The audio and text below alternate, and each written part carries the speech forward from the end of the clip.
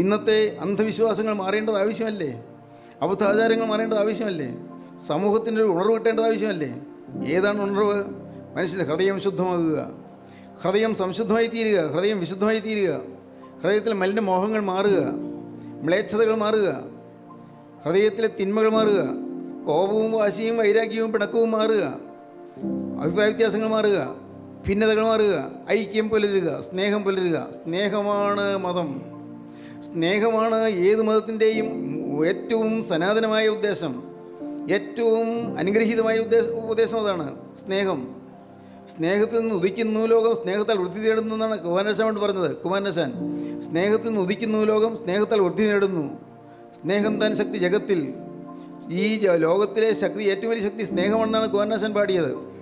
പ്രിയപ്പെട്ടവരെ, സ്നേഹം, ആ സ്നേഹത്തെ കൊടുക്കാൻ നമുക്ക് സാധിക്കണം. നമ്മുടെ കുടുംബങ്ങളിൽ സ്നേഹം വരണം. ഭാര്യയും ഭർത്താവും തമ്മിൽ സ്നേഹമാകണം. മക്കളും മാതാപിതാക്കളും സ്നേഹമാകണം. സഹോദരങ്ങളും സ്നേഹമാകണം. അയൽക്കാരും തമ്മിൽ സ്നേഹമാകണം. സ്വന്തം ഗുണത്തേക്കാൾ മറ്റുള്ളവരുടെ ഗുണം അന്വേഷിക്കുന്നവരായി നാം തീരണം. നാം മറ്റുള്ളവരെക്കുറിച്ച് കൂടി കരുതലുള്ളതായി തീരണം. മറ്റുള്ളവരുടെ വേദനയിൽ പങ്കുചേരാൻ നമുക്ക് സാധിക്കണം. മറ്റുള്ളവരുടെ വേദനയിലെ പ്രയാസങ്ങളിൽ പങ്കാളികളായി തീരാൻ ശ്രമിക്കണം. നമ്മുടെ ജീവിതത്തിൽ സന്തോഷിക്കുന്നവരോട് നാം സന്തോഷിക്കണം, കരയുന്നവരോട് കരയുകയും ചെയ്യണം.